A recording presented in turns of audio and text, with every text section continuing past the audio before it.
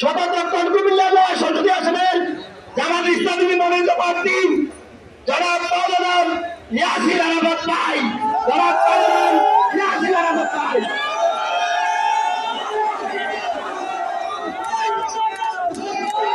আলহামদুলিল্লাহ রাব্বিল আলামিন, আসসালাতু ওয়াসসালামু আলা রাসূলিল আমিন ওয়া আলা আলিহি ওয়া আসহাবিহি আজমাইন। আল্লাহর এই জমিনে আল্লাহর দ্বীন প্রতিষ্ঠার প্রত্যয়দীপ্ত কাফেলা, এদেশের মুক্তিকামী মানুষের প্রিয় সংগঠন বাংলাদেশ জামাত ইসলামী নাঙ্গলকোট উপজেলার উদ্যোগে আয়োজিত উপজেলা জামাত ইসলামীর সংগ্রামী আমির, কুমিল্লা দক্ষিণ জেলা পৌর পরিষদের সদস্য সংগ্রামী জননেতা জনাব মাওলানা জামাল উদ্দিন উপস্থিত রয়েছেন। নাঙ্গলকোট পৌরসভা জামাত ইসলামীর সংগ্রামী আমির সাবেক ছাত্র নেতা জনাব হারুনুর রশিদ,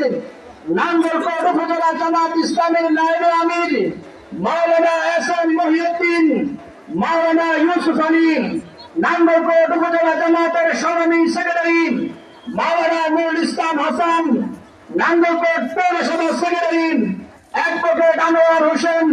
উপজেলা সহকারী সেক্রেটারি মাওলানা ইয়াসিন মজুমদার, শ্রমিক কল্যাণ ফেডারেশন কুমিল্লা দক্ষিণ জেলার সংগ্রামী সহসভাপতি, নাঙ্গলকোট উপজেলার সাবেক আমির বিশিষ্ট শ্রমিক নেতা জনাব মাস্টার আব্দুল করিম সহ সম্মানিত নাঙ্গলকোটবাসী, নাঙ্গলকোট বাজারের ব্যবসায়ী বৃন্দ, শ্রমিক মজুর তাঁতি কৃষক আলেম ওলামা প্রত্যেককে জানাচ্ছি আমার পক্ষ থেকে সালাম, আসসালামু আলাইকুম ওয়া রাহমাতুল্লাহ। আজকের এই বৃষ্টির বিঘ্নিত দিনে হাজারো জনতার উপস্থিতিতে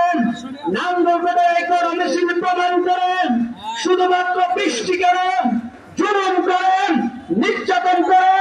জেলে নিয়ে ষড়যন্ত্র করেন, জামাত ইসলামীকে দমিয়ে রাখা যাবে না।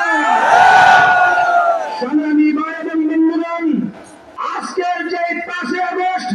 যেদিকে 37 জুলাই নামে ছাত্র জনতা আখ্যায়িত করেছেন, এই 5 আগস্টে গত বছরে আপনারা লক্ষ্য করেছেন সংগ্রামী ছাত্র জনতার রক্ত গান সবের বিনিময়ে, অসংখ্য শাহাদাতের বিনিময়ে নতুন স্বাধীনতা আমরা পেয়েছি, ঠিক কিনা? আমরা বলতে চাই, অসংখ্য রক্তের বিনিময়ে যে স্বাধীনতা আমরা পেয়েছি, রাজনৈতিক অধিকার ফিরে পেয়েছি, স্বাধীনতা